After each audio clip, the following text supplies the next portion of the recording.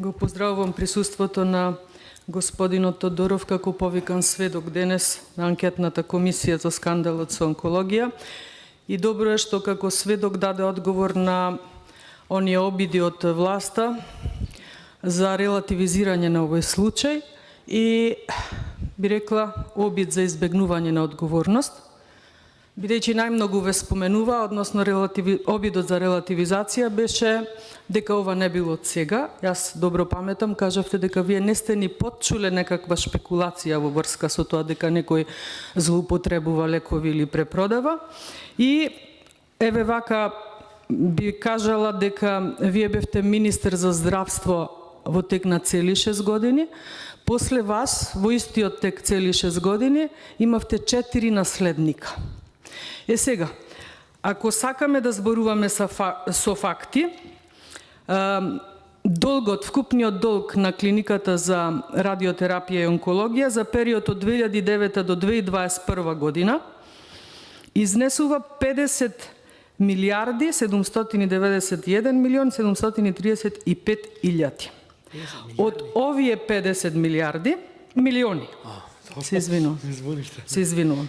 47 негде плюс 47 се направени во периодот кога вие не сте биле министер.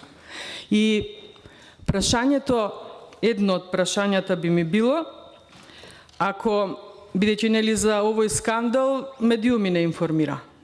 Јас велам, а мислам дека и вие тоа го кажавте, морална одговорност секако би требало да се почувствува, ако ништо друго некој што ве наследил и има информации дека можеби и вие имате одговорност, мислам дека има должност тоа да го обелодени како било чив наследник, без разлика. И бидејќи за овој скандал бевме информирани од медиуми, па Слободен печат ќе каже дека кога во 2016 година УКРО го набавила системов като, идејата била да се спречат загубите на дози цитостатици поради кои што клиниката губела пари.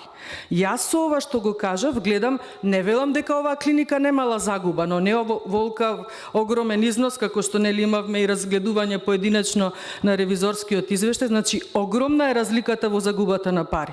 Сега ако целта била таа, зошто само после 6 месеци од како дали профункционирал или не овој систем, некој одлучил да го укине? И прашањето до вас како бивш министер ми е дали може единствена индивидуа, директор на клиника да донесе ваква одлука? Како е процедурата, или таа одлука треба да донесе барем со минимум некој си стручен колегиум, па за ова да го извести министерот, па евентуално и од министерството да добие одобрение или неодобрение. Како? Бидејќи медиумите велат, директорот Нино Васев одлучил така. Значи мора да имаме подкрепа за ова одлука и дали министерот за здравство треба за ова да биде информиран или евентуално и да даде свое мислење или одобрение. Значи околу тоа за парите го кажав, ова ми е второто прашање. И третото, бидејќи 6 години бевте министер за здравство,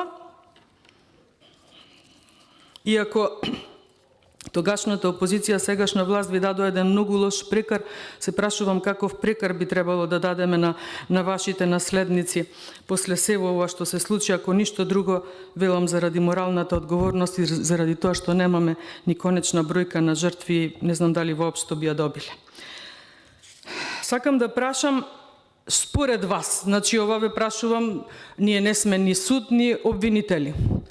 Што според вас би било клучно во овој скандал и дали мислите дека ваков грозоморен чин може да го смисли индивидуа вработена на клиниката, група вработени на клиниката, или сепак ја ставив акцент и кога говорев на Комисијата за финансирање и буџет по однос на ревизорскиот извештај, каде што најголемата шлаканица беше опомената, барем според мене, дека се работи само за единствен оператор тука, или да речеме веледрогерија. Бидејќи веледрогеријата не ја интересира, односно не е одговорна за тоа каде се трошат нејзините производи, дали се трошат и дали некој селективно ги распоредувал.